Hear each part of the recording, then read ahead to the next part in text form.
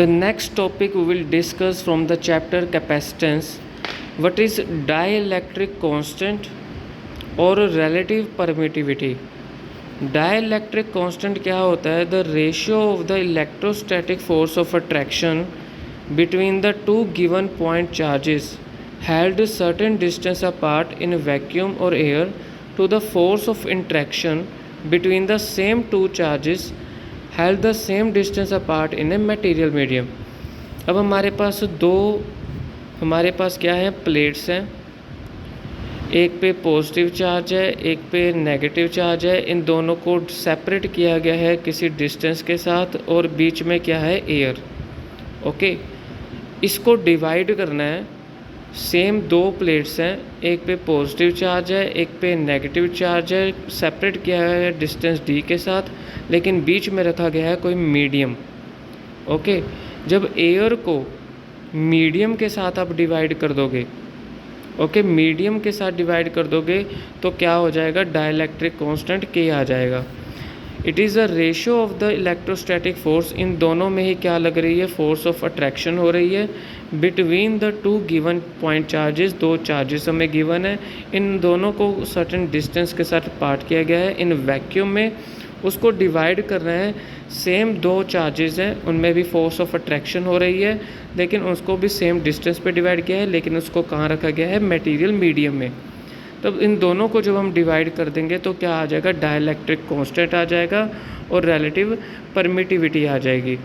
अब इसका फॉर्मूला क्या होता है कि इसको एक तो मीडियम में रखा है, उसको डिवाइड करना है, जब हमने वैक्यूम में रखा है तो वो डाइलेक्ट्रिक कांस्टेंट और रिलेटिव परमिटिविटी आ जाएगी।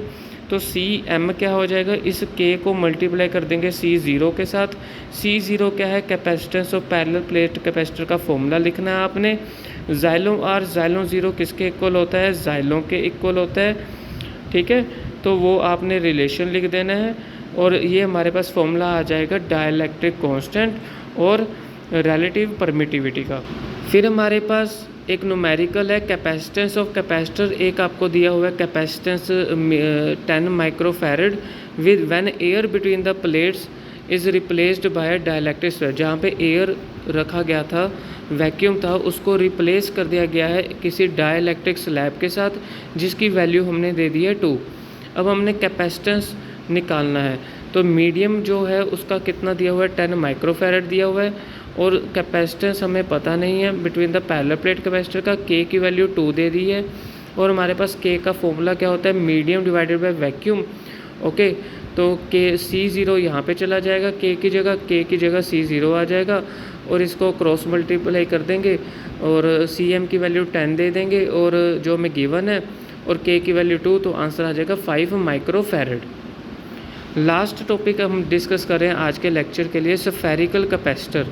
तो स्फेरिकल जो सिलेंड्रिकल कैपेसिटर है वो उसका फॉर्मूला क्या होता है, it consist of 2 coaxial cylinder. 2 cylinder है इस तरह से, ओके, 2 कोएक्सियल सिलेंडर एक ही लाइन पे हैं, ओके, और सेम लेंथ है, रेडियस एक का RA है, एक का RB है, ठीक है। आउटर सिलेंडर है उसका रेडियस RB है, जिसको हमने, ये जो आउटर सिलेंडर है बड़े वाला, इसको अर्थ के साथ कनेक्ट किया हुआ है, और जो RA है उस पर हमने कुछ चार्ज लगाया हुआ है। तो सिलेंड्रिकल एयर कैपेसिटर क्या होगा, इसका आपने फॉर्मूला याद रखना है, 2 pi epsilon 0 L log E RB divided by RA। तो ये फॉर्मूला आपका आ जाएगा सिलेंड्रिकल और सिलेंड्रिकल कैपेसिटर के लिए।